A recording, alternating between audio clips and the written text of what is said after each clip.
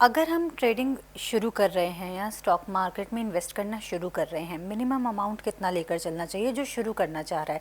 क्योंकि बड़ा amount invest करके लोग फंस जाते हैं, परेशान हो जाते हैं, तो मिनिमम अमाउंट क्या होना चाहिए? देखिए, अब यहाँ पे इसके सवाल के कई सारे लेयर्स हैं। जैसे सबसे पहला शुरुआत तो बहुत छोटे अमाउंट से करना चाहिए। ठीक है। इसका रीज़न है, जैसे कि आप मान लो कि एग्जाम्पल, आप बाहर जा रहे हो और आप देखना चाहते हो ट्रैफिक कितना है। ठीक है, आप बाहर निकले, आपने देखा यार अच्छा खासा ट्रैफिक है, तो हम अपने बच्चे को साइकिल चलाने के लिए नहीं भेजेंगे क्योंकि बाहर अच्छा खासा ट्रैफिक है। तो उसी तरीके से कोई बंदा नया बिगनर आया है और वो बड़ा अमाउंट लेकर के आएगा तो फंस जाएगा, वहाँ पे नुकसान होने के चांसेस है। तो हम बच्चे को भेजेंगे तो साइकिल को अगर चलाने के लिए तो रात में भेजेंगे, अंधेरे में भेजेंगे, ताकि वहाँ पे कोई गाड़ी ना हो। तो वही तरीका कि भाई जहाँ पे हमें उसको छोटे अमाउंट के साथ में काम करवाना है, मतलब उस पर्सन को छोटे अमाउंट से काम करना है, ताकि नुकसान होगा तो छोटा अमाउंट का होगा, मतलब उसको हर तरीके की सेफ्टी देनी है। उसके बाद में एक बार उसको ये जो छोटी मोटी चीज़ें होती हैं, गड्ढा या दूसरी बाइक या साइकिल बगल से निकली, ये सब वो धीरे धीरे अभ्यस्त हो जाएगा। मोड़ना भी एक बहुत बड़ी चीज़ है साइकिल को, तो मोड़ना, अब ये सब चीज़ें उसके साथ में उसी टाइम पे आ जाने वाली जब 1000 रुपये का उसका कैपिटल है। बाद में 1000 रुपये को अगर वो बचा ले गया या बर्बाद कर दिया, फिर से 1000 दे दो, 1000 कितनी बार बर्बाद करेगा? लेकिन जब तक बर्बाद करता रहेगा तब तक कुछ ना कुछ नया सीखता रहेगा। जब उसको लग जाए कि हाँ मैंने इतना सीख लिया कि 1000 का अब मैंने पहली बार देखा कि 1500 हुआ है और मैं 10 बार बर्बाद कर चुका हूँ, तो उसे समझ में आ जाएगा कि हाँ भाई मेरा थोड़ा कुछ बेटर हुआ, कॉन्फिडेंस बेटर हुआ या ट्रेडिंग बेटर हुआ, अब वो 10,000 कर ले। भाई मैंने जैसा बोला, लॉ ऑफ वाइब्रेशन क्या कह रहा है? वो कह रहा है धीरे धीरे करके आप बेटर होगे, एकदम से नहीं होगे। तो हर एक आदत जो हम बना रहे हैं वो हमको धीरे धीरे करके बेटर बनाएगी, या हमने जो स्टडीज़ करी वो धीरे धीरे करके करी।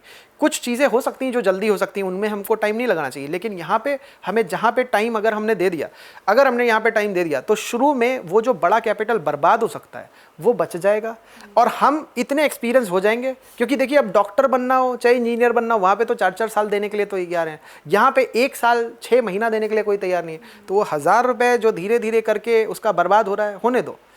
होने के बाद में एक टाइम ऐसा आएगा जहाँ पे उसे समझ में आ जाएगा कि ठीक है अब कोई गलती नहीं होगी। मान लो कि वो 1000 से 1500 जो हुआ था वो बुलिश मार्केट थी, तो क्रैश आएगा तो फिर उसको पता चल जाएगा। 10,000 से मान लो 5000 है, डर जाओ, समझ जाओ कि भाई अब 5000 से ही काम करो, नहीं बढ़ाना है। फिर 5000 से बढ़ाते बढ़ाते अगर आप पहुँचे थोड़ा 20,000 तक पहुँचे, तो आपने समझ लिया कि अब 5000 से जो 20,000 बना सकता है वो असली में कुछ कर सकता है। वहाँ पे आप कैपिटल को बढ़ाना चाहते हो तो कैपिटल बढ़ा लो, 1 लाख तक कर लो, 2 लाख तक कर लो। 2 लाख करने का मतलब हर महीने आप 20,000 कमा सकते हो।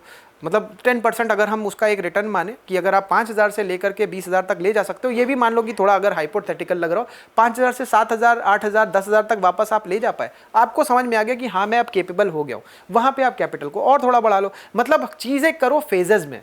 तो एक तो आपका कैपिटल आपको खुद बढ़ाना पता चला, दूसरा आप ऐसे टॉपअप करो। फिर 2 लाख के बाद कुछ मत करो। अब आप में अगर दम होगी तो वो आप 2 लाख का 20 लाख भी बना लोगे, 50 लाख भी बना लोगे, सब कुछ हो जाएगा। लेकिन बहुत सारे लोग ऐसे हैं जो शुरू में नुकसान करेंगे, 10 लाख लेके आएंगे, नुकसान कर देंगे। फिर वो कहेंगे कि यार अब मैं मार्केट से, मतलब 10 लाख का 2 लाख हो गया, 1 लाख हो गया, अब वो कहते हैं कि मेरा 10 लाख वापस हो जाए तब मैं मार्केट से एग्जिट करूंगा। एग्जिट करना ही क्यों जब तुम वापस 10 लाख बना सकते हो? तो करने का कोई मतलब नहीं रह जाएगा।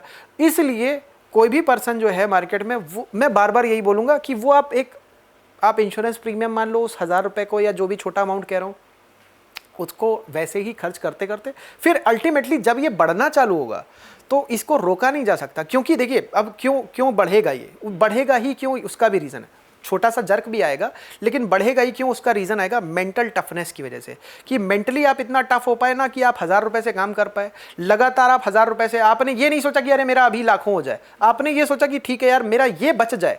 शुरू में ही छोटा सा पौधा होता है, उसको शुरू में ही बचाना होता है। वो हमने अगर बचा लिया, बाड़ लगा के बचा लिया, भेड़ बकरी से बचा लिया, सही टाइम पे पानी दिया, तो वो अब पेड़ तो बनना ही है।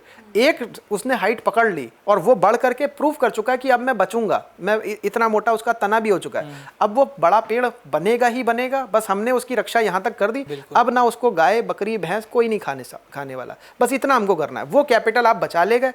प्रॉब्लम ट्रेडर के साथ में ये कि वो ये सोचता है अरे नुकसान होगा तो कितना ही होगा, और नुकसान करने के लिए रेडी लगातार। इसलिए यहाँ पे क्या किया हमने नुकसान होने नहीं दिया। नुकसान हुआ भी तो एक उसका ट्रैप लगा दिया कि भाई इसके ऊपर जा ही नहीं सकता। आप ट्रेड में स्टॉप लॉस लगा रहे हो, मैं कह रहा हूँ कैपिटल पे स्टॉप लॉस लगा दिया और फिर आगे बढ़ाओ उसको। अब इसमें टाइम लग जाए, 1 साल लग जाए, 6 महीना लग जाए, 3 महीना लग जाए, 2 साल लग जाए, अगर 2 साल लग रहा है तो भाई अभी आप केपेबल नहीं हो, उसको बढ़ाओ, मतलब टाइम लगाओ और फिर बाद में बढ़ेगा अपने तरीके से।